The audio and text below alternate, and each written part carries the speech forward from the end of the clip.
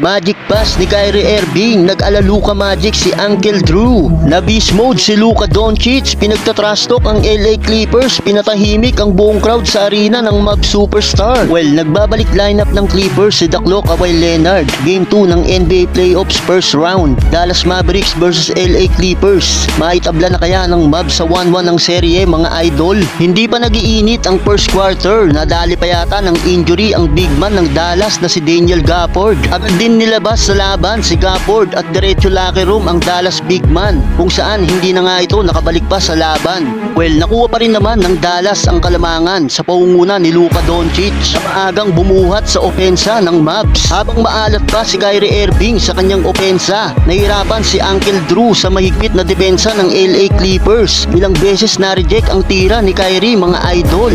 Back-to-back shooting for Luka Magic, offense defense ang tinatrabaho ng Mavs superstar. Tatapa ni Doncic si Ivica Zubac. Well, bago magtapos ang unang quarter, nakasagot pa ang Clippers ng back-to-back jumper led by Paul George. Pumahabol pa ng isang buzzer layup si Westbrook. Yun nga lang, butata ang inabot niya kay Derrick Jones. Total of 12 points for Luka. Hawak ng Dallas Mavericks ang 4 points lead, 23-19 end of first quarter.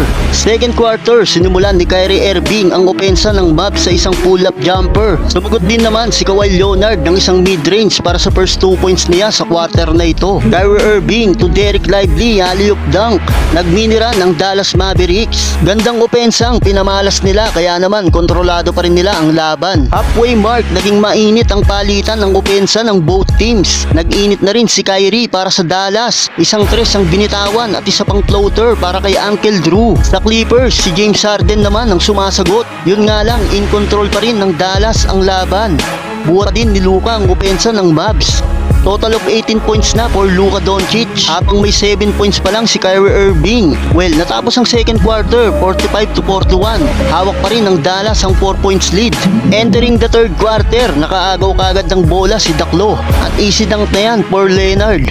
Nasundan pa yan ng isang floater ni Kawhi. Sa Dallas Mavericks, 2-man show for Kyrie Irving and Luka Doncic. Walang magawa ang depensa ng home team sa dalawang superstar ng Dallas. Nag-alaluka magic pa si Kyrie Irving sa behind the back pass na ito mga idol sa libre niyang kakampi. Matapos niyan, isang steal pa para kay Kyrie Irving at easy dunk na yan. Halfway mark ng quarter, lalo pang tumindi ang palitan ng opensa ng both teams, kung saan walang nagpapaiwan sa talaan. Back to back 3 points pa ang kinana ni Luka at Kyrie bago tuluyang makuha ng Clippers ang lead.